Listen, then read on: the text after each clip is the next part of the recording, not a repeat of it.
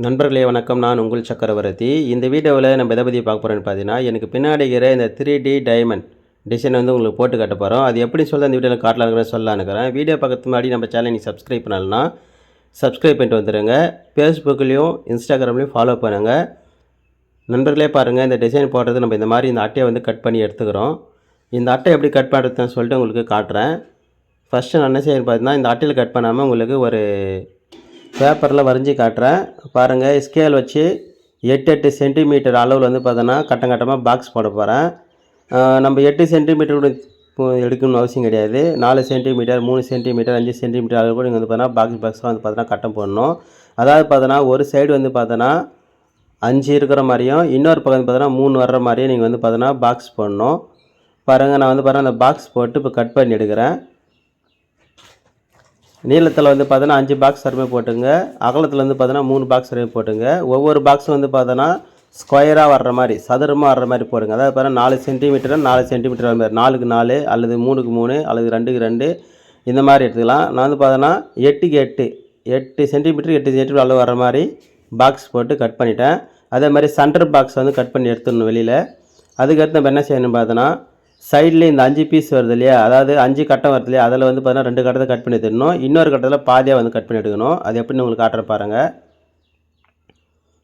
ஒரு சைடு வந்து பார்த்தீங்கன்னா 3 பாக்ஸ் தான் வரும், ஒரு சைடு வந்து பார்த்தீங்கன்னா 5 பாக்ஸ் வரும். இப்போ 5 பாக்ஸ் வரத்தில் நம்ம கட் பண்ணி எடுக்கணும். பாருங்கள், இப்போ இந்த 5 பாக்ஸ் வருது இல்லையா, இதில் வந்து பாருங்கள் இந்த 2 பாக்ஸ் வந்து நம்ம கட் பண்ணி எடுத்துடலாம். அதே மாதிரி இந்த பாக்ஸில் பாதி வந்து கட் பண்ணி எடுத்துக்கணும். கட் பண்ணி எடுத்து போட்டோம்னா நம்மளுக்கு அந்த டிசைன் வந்து கிடைக்கும். பாருங்கள், இந்த மாதிரி நம்ம லைன் போட்டுடலாம். போட்டு நம்ம இதில் கட் பண்ணி எடுத்துடணும். இதே மாதிரி தான் நம்ம படம் வரைகிற அந்த அட்டையும் வந்து கட் பண்ணணும். இப்போ பாருங்கள், நான் அதை கட் பண்ணி எடுத்து தூரம் போட்டேன். அதுக்கு அடுத்து இந்த ஷீட்டில் வந்து பார்த்தோன்னா இதே மாதிரி அதுக்கு ஆப்போசிட்டில் இந்த சைடு கட் பண்ணி எடுக்கணும். அதாவது இந்த 2 கட்டத்தையும் கட் பண்ணி எடுத்துடணும். அதுக்கு அடுத்து இதுக்கு ஆப்போசிட்டில் இருக்கிற இந்த இடத்துல வந்து பார்த்தோன்னா பாதி கட் பண்ணி எடுத்துடணும். பாருங்கள், நான் மார்க் பண்ணிட்டேன். இப்போ இதையும் கட் பண்ணி எடுத்துடுறேன். இதை கட் பண்ணி எடுத்துகிட்டு நம்ம இப்போ டிசைன் போடுறதுக்கான அந்த டிசைன் வந்து நம்மளுக்கு கிடச்சிடுச்சு. நம்ம அதை வச்சு நம்ம டிசைன் அப்படியே போட்டுக்கலாம்.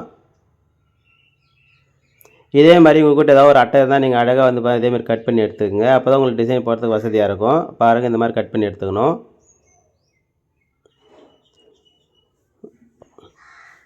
நம்ம என்ன செய்யணும் பார்த்தீங்கன்னா, படம் வர்றதுக்கு முன்னாடி ஃபஸ்ட்டு வந்து நம்ம ஒரு லைன் போட்டுக்கணும். அதாவது நம்ம எந்த இடத்துல படம் போட போகிறோமோ, எந்த இடத்துல டிசைன் போட போகிறோமோ அந்த இடத்துல வால்ஸில் வந்து பார்த்தீங்கன்னா செங்குத்தாக வந்து பார்த்தீங்கன்னா ஒரு கோடு போட்டுக்கலாம். நம்ம அந்த கோட்டு மேலே வச்சு வந்து பார்த்தீங்கன்னா ஃபஸ்ட்டு டிசைன் போட்டோம்னா நம்ம அதுக்கு தகுந்த மாதிரி அது பக்கத்தில் வச்சு டிசைன் வந்து போட்டுக்கலாம். பாருங்கள், இந்த இடத்துல இந்த அட்டை வந்து பார்த்தீங்கன்னா அந்த சார்ட்டு கட் பண்ணி காமிச்சலையே, அதே மாதிரி இந்த அட்டையை கட் பண்ணி வச்சுட்டு பாருங்கள். நம்மளுக்கு ஒவ்வொரு சைடு வந்து பார்த்தீங்கன்னா 3 பாக்ஸ் வரும். எக்ஸ்ட்ரா வந்து பார்த்தீங்கன்னா இந்த அரை பாக்ஸு சைடில் வரும். நம்ம இந்த மாதிரி நம்ம வச்சு படம் வரைகிற நம்ம என்ன செய்யணும் பார்த்தோன்னா, நம்ம இன்னொரு கோடு போட்டோம் இல்லையா, அந்த கோட்டு மேலே நம்ம வெட்டின அந்த டிசைனை வந்து வைக்கிறோம். வைக்கும் போது என்ன செய்யணும் பார்த்தோன்னா, அந்த சென்டரில் அந்த பாக்ஸ் வருது பாருங்கள், அந்த பாக்ஸோட எட்ஜி இந்த மாதிரி வைக்கணும். சரிங்களா, அந்த எட்ஜி வந்து அந்த லைன் மேலே வச்சா தான் உங்களுக்கு டிசைனை வந்து வரும். வச்சுட்டு நீங்கள் பென்சில் வந்து பார்த்தீங்கன்னா, பென்சில் அல்லது மார்க்கர் வந்து பார்த்தீங்கன்னா நீங்கள் அப்படியே படத்தை வந்து வரைஞ்சிடணும்.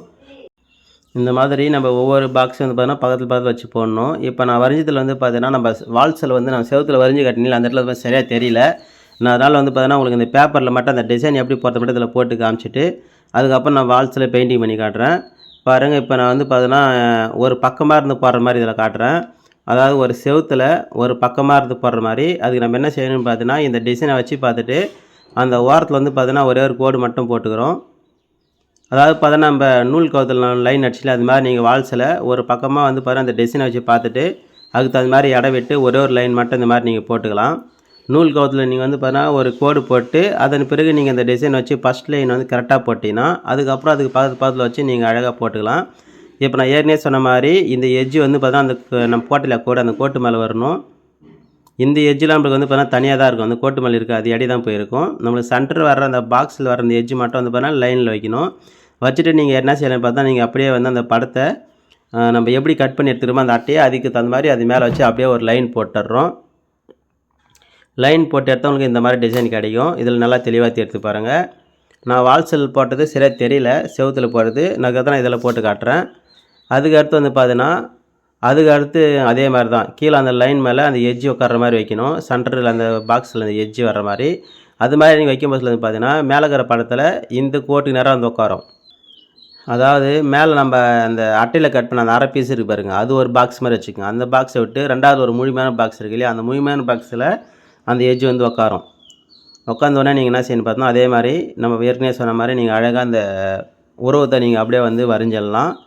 வரைஞ்சிட்டு எடுத்தீங்கன்னா உங்களுக்கு இந்த மாதிரி கிடைக்கும். அதுக்கடுத்து நம்ம இப்போ 1/1 நம்ம வச்சு வரைகிறது வந்து உங்களுக்கு காமிச்சிட்டேன். அதுக்கடுத்து பக்கத்தில் வச்சு வரைகிறது காட்டுற பாருங்கள். பக்கத்தில் வரைகிறது வந்து பார்த்தா நம்ம ஏற்கனவே வரைஞ்ச படத்தில் அந்த எட்ஜில் வந்து பார்த்தீங்கன்னா இந்த எட்ஜ் வைக்கணும், கரெக்டாக வைக்கணும். அதே மாதிரி படம் வந்து சைடெல்லாம் வச்சுக்கூடாது, நேராக வைக்கணும். அதுக்கு நம்ம என்ன செய்யணும் பார்த்தா அந்த சென்டரில் இருக்கிற அந்த பாக்ஸ் சின்ன பாக்ஸ் கட் பண்ணி தருக்கலையே அது வந்து ஸ்ட்ரைட்டாக தானே பார்த்துக்குங்க. பார்த்துட்டு நீங்கள் வரைய ஆரம்பிச்சிடலாம். பாருங்கள், நான் ஃபஸ்ட்டு இப்போ சென்டரில் வரைஞ்சிட்டேன். அதுக்கு அடுத்து சைடில் அதே மாதிரி வரைஞ்சிட்டு நம்ம எடுத்து உங்களுக்கு காட்டுறது எப்படி இருக்குன்னு பாருங்கள். நம்மளுக்கு எடுத்த பிறகு நம்மளுக்கு இந்த மாதிரி டிசைன் வரும். அதுக்கு அடுத்து அதே மாதிரி கீழே வச்சு நீங்கள் வரையணும். வச்சிங்கன்னா வரைஞ்ச பிறகு உங்களுக்கு 4 படத்துக்கும் சென்டரில் ஒரு டைமண்ட் மாதிரி கிடைக்கும். ஏற்கனவே சொன்ன மாதிரி தான் இந்த எட்ஜ் வந்து பார்த்தீங்கன்னா இந்த 2வது கோட்டில் வர்ற மாதிரி, அதாவது அந்த ஃபஸ்ட்டு கட்டத்தில் 2வது கோடு அந்த அரை டிசைன் வருது, அந்த அரையாக கட் பண்ணி வச்சுக்கணும். அதுலேருந்து வந்து பார்த்தீங்கன்னா 3வது கோட்டில் வர மாதிரி வைக்கணும். அது மாதிரி வச்சிங்கன்னா இந்த லாஸ்ட்டோட எட்ஜ் வந்து பார்த்தீங்கன்னா இந்த எட்ஜில் வரும். நம்ம ஏற்கனவே படம் வரைஞ்சில அந்த எட்ஜில் வரும். இப்போ நீங்கள் இதை மாதிரி வச்சு நீங்கள் அப்படியே படம் வரைஞ்சிடலாம். இப்போ இதே நீங்கள் வரைஞ்சிட்டிங்கன்னா இதே மாதிரி நீங்கள் வால்ஸ் ஃபுல்லாகவே நீங்கள் போட்டு அதுக்கடுத்து என்ன செய்யணும் பார்த்தீங்கன்னா, இந்த ஒவ்வொரு பாக்ஸ்லேயும் நம்ம ஒவ்வொரு டிசைன் வச்சுன்னா அதுலேயும் வந்து பார்த்தீங்கன்னா சில வந்து ஒரு லைன் போடணும். அது எப்படி போட்டு காட்ட பாருங்கள். இந்த மாதிரி வைக்கணும்.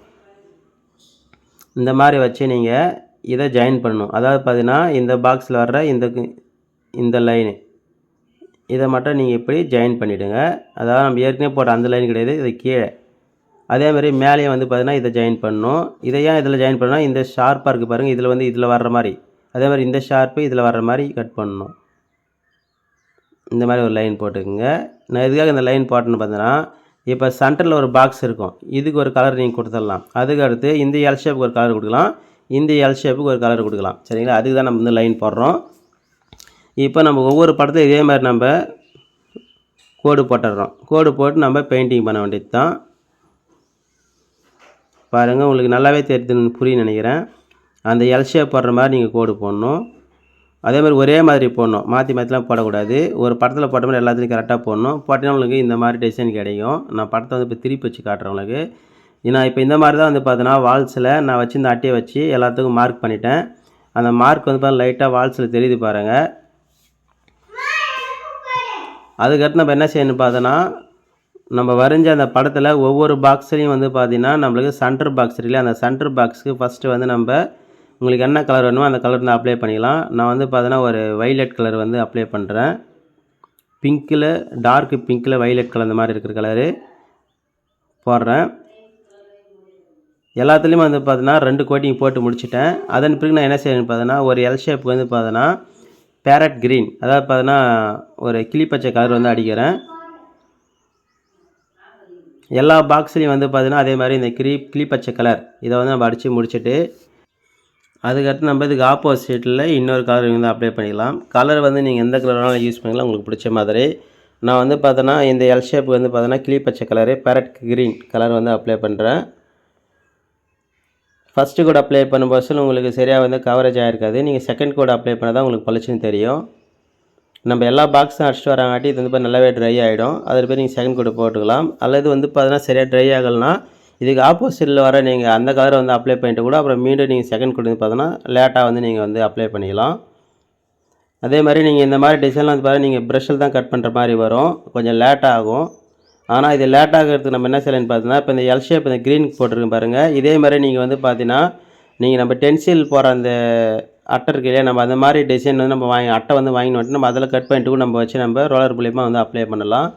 நான் அந்த மாதிரி ரோலர் மூலிமா பெயிண்டிங் பண்ணுறதுக்கான ஐடியாலாம் உங்களுக்கு நான் அடுத்த வீடியோவில் நான் காட்டுறேன். இதில் உங்களுக்கு ப்ரஷ்லேயே வந்து அப்ளை பண்ணி காட்டுறேன் பாருங்கள். இந்த மாதிரி நீங்கள் ஒவ்வொன்றையும் வந்து பார்த்தீங்கன்னா அப்ளை பண்ணிட்ட பிறகு நம்மளுக்கு இந்த மாதிரி கிடைக்கும் பார்க்குறதுக்கு. அதுக்கு அடுத்து வந்து பார்த்தீங்கன்னா சொன்ன மாதிரி அதுக்கு ஆப்போசிட்டில் வந்து பார்த்தீங்கன்னா நான் வந்து பார்த்தீங்கன்னா ஒரு சன்ரைஸ் கலர் ஆரஞ்சு கலர் வந்து அப்ளை பண்ணியிருக்கேன். இது ஒன்றுத்துக்கு மட்டும் அப்ளை பண்ணியிருக்கேன். உங்களுக்கு அடுத்தடுத்து அப்ளை பண்ணி காட்டுறேன் பாருங்கள். இந்த மாதிரி நீங்கள் அழகாக வந்து பார்த்தீங்கன்னா 2 கோட்டிங் அப்ளை பண்ணினா உங்களுக்கு வந்து ஃபினிஷிங் வந்து பக்காவாக கிடச்சிடும். நான் வந்து பார்த்தீங்கன்னா சிம்பிளாக வந்து பார்த்தீங்கன்னா உங்களுக்கு டிசைன் போட்டு காட்டுறதால ஒரு சிம்பிள் டிசைன் வந்து போட்டிருக்கேன். நீங்கள் இந்த டிசைனே வந்து பார்த்தீங்கன்னா நீங்கள் வால் ஃபுல்லாக போட்டிங்கன்னா ஒரு செவ்வக வடிவத்தில் ஒரு ரெக்டாங்கிள் வடிவத்தில் இருக்கிற வால்ஸில் நீங்கள் ஃபுல்லாக போட்டிங்கன்னா பார்க்குறதுக்கு லுக்காக செம்மையாக இருக்கும். நான் வந்து பார்த்தீங்கன்னா ஒரு சின்ன ஏரியாவில் சிம்பிளாக போட்டிருக்கேன். அதாவது பார்த்தீங்கன்னா நான் வந்து ஒரு இந்த மாதிரி வடிவத்தில் போட்டேன். அதுவே நீங்கள் இப்போ நான் காட்டுறேன் பாருங்கள், இந்த மாதிரி நீங்கள் ஒரு செவ்வக வடிவத்தில் பெருசாக போட்டிங்கன்னா பார்க்குறதுக்கு சூப்பராக இருக்கும். பாருங்கள் இந்த அளவுக்கு செம்மையாக இருக்குது பாருங்கள். இந்த மாதிரியான பெயிண்டிங் சம்மந்தமான தகவல் தெரிஞ்சுக்க நம்ம சேனலை சப்ஸ்கிரைப் வச்சுங்க. இந்த வீடியோ பிடிச்சிருந்தால் லைக் பண்ணுங்கள், ஷேர் பண்ணுங்கள், கமெண்ட் பண்ணுங்கள். தேங்க்யூ ஃபார் வாட்சிங்.